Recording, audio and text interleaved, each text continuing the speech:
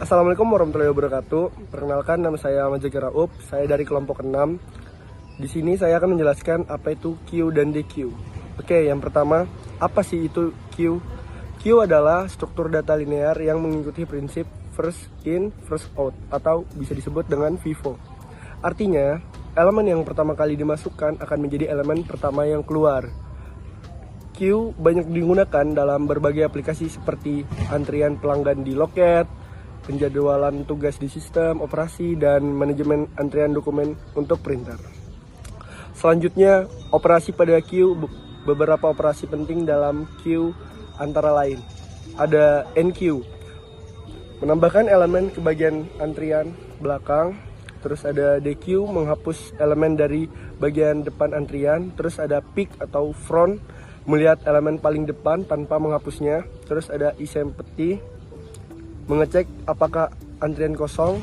Q biasanya diimplementasikan menggunakan array, linked list, atau library khusus di berbagai bahasa pemrograman. Baik, saya Kinan Abinaya di sini. Jadi di sini ada contoh Q sehari-hari. Ialah adalah antrian kasir supermarket. Pelanggan dilayani sesuai urutan datang. Printer Q, dokumen dicetak berdasarkan urutan permintaan. Apa itu DQ? DQ atau double N Q adalah struktur data yang memungkinkan penambahan dan penghapusan elemen di kedua ujung, baik di depan maupun belakang. DQ memberikan fleksibilitas lebih dibandingkan Q biasa karena dapat bertindak sebagai antrian atau tumpuan sekaligus. Operasi pada DQ, operasi dasar pada DQ meliputi add first, menambahkan elemen ke bagian depan. Add last, menambahkan elemen ke bagian belakang. Remove first, menghapus elemen dari bagian depan. Remove last, menghapus elemen dari bagian belakang. DQ biasanya diimplementasikan menggunakan array dinamis atau linked list berganda. Contoh DQ sehari-hari.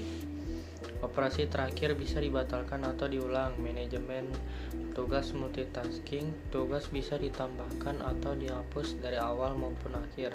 Sistem parkir dua arah. Kendaraan dapat masuk atau keluar dari dua sisi.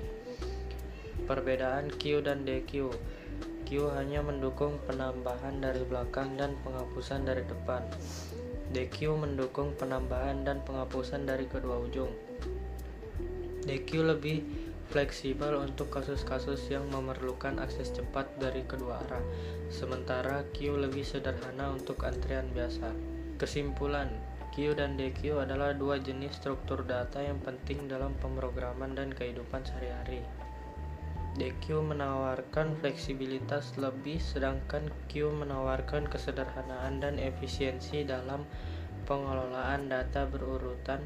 Memahami perbedaan dan kegunaan masing-masing membantu kita dalam memilih struktur data yang tepat untuk setiap masalah.